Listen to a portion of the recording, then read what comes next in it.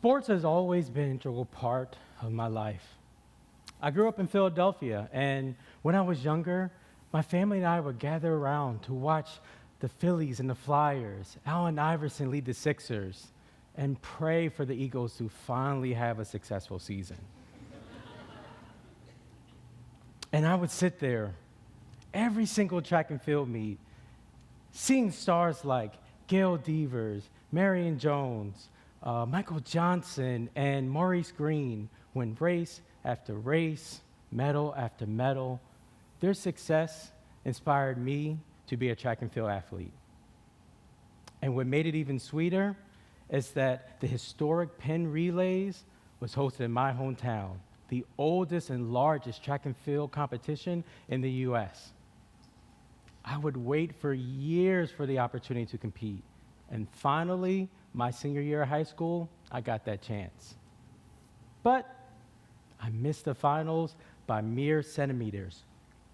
In my main event, the triple jump, I was devastated. But that was just the beginning of the setbacks I would face in my collegiate and professional career in athletics.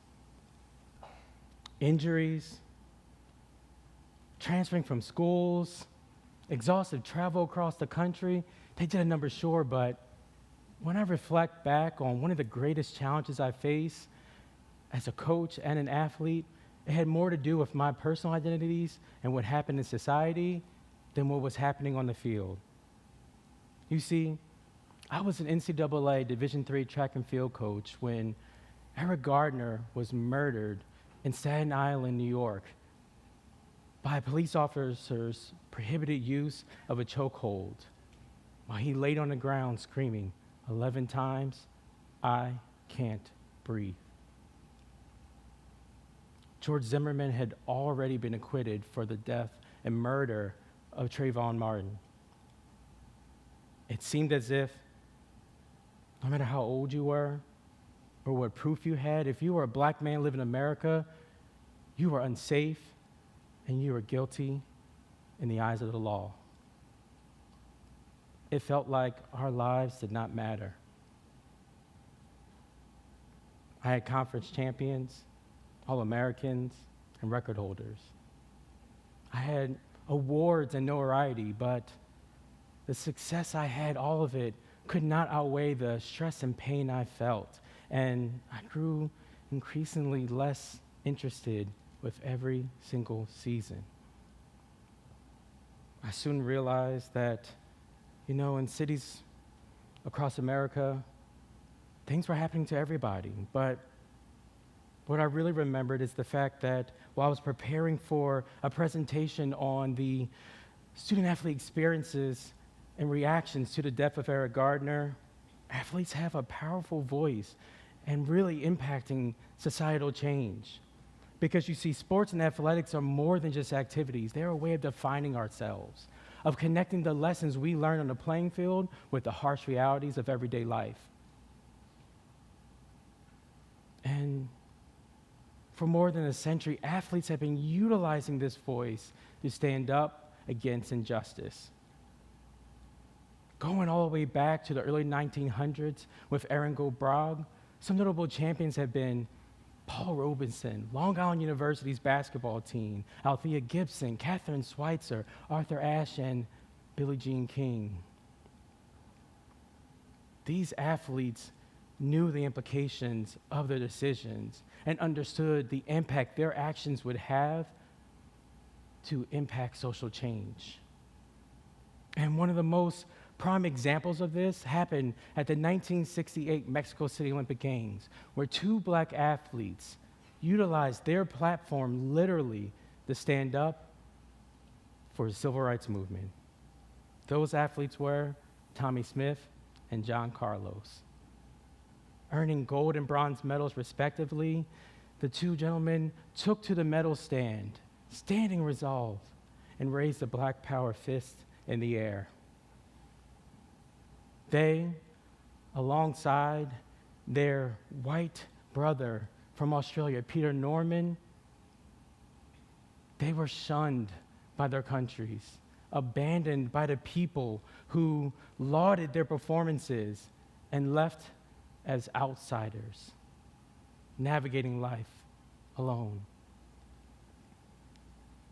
But you know what? None of that mattered because they, like so many others at that games, understood the impact of their actions, highlighting the issues occurring back in their countries.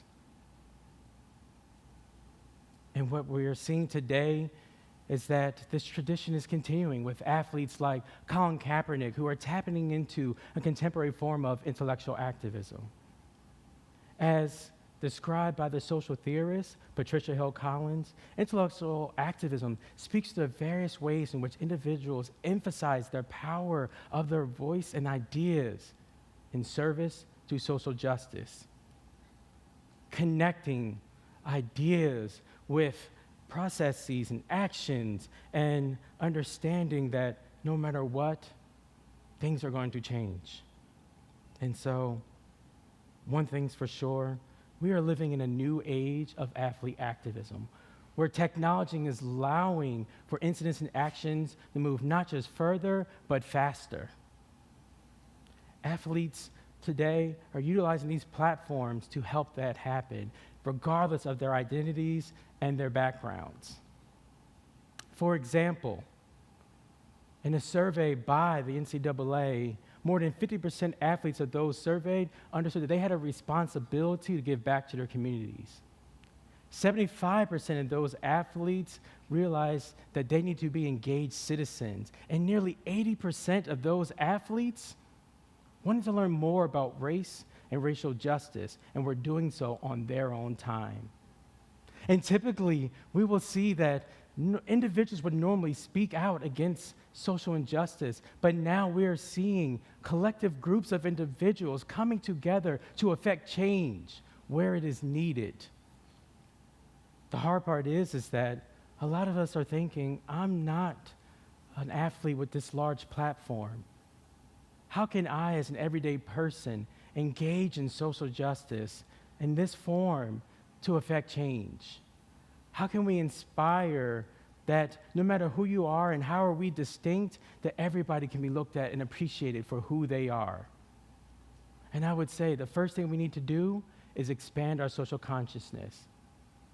By expanding our social consciousness, it means that we need to continuously educate ourselves and find out the root cause and where these issues are stemming from. Read, question, and think critically about everything. We understand that these things are essential for us to do, not because they're just the right thing to do, because they are needed in order for us to learn from the past, because by learning from the past, those actions are what inform us. What we do in the present defines us, and the future, always remember, is still unwritten. Next, what's really important to do is that we need to engage in difficult conversations, not just with those who think similar to us, but those who think differently. By learning from those who are socially marginalized, we are better able to have a better appreciation of where they're coming from and the experiences of others, and gaining this deeper understanding of people's differences. The goal is not to, change your own beliefs, but understand how these experiences and ideas shape everyone's worldview.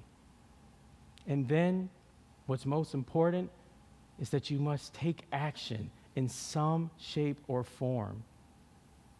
Being an activist isn't relegated to just protests and marches. It can be as simple as standing up for someone who's being mistreated because of their race, their gender, their sexual orientation, or disability. But most importantly, an easy way that we can engage in this form of action could be writing an article or writing an opinion piece. Something is important and better than nothing. A few years ago, I got that chance to meet Tommie Smith and John Carlos at a celebration of the 50th anniversary of the 1968 Mexico City Olympic Games. Standing beside those black athletes and the many activists at that event who were part of the civil rights movement and in decades since was empowering. Understanding how their individual and collective action inspired us all, understanding how those sacrifices helped us understand the potential for each of us to affect change and progress our society to where we want it to be in the future. But you know what? Athletes are some of the most visible people and members of our society. They inspire our youth. They understand their place as informed citizens, and they learn how to take responsibility for their actions. And although the burden may be tough, we must understand that regardless of that, not everything that is faced can be changed, but nothing can be changed until it is faced. And so now it's important to think and ponder on the fact that what can you do? What are you willing to sacrifice today? How can you inspire collective action into every successive generation throughout society? Well, I would say that time is now and that generation is here. And we must pass the baton to that generation to inspire collective action in order to progress social change now. Thank you.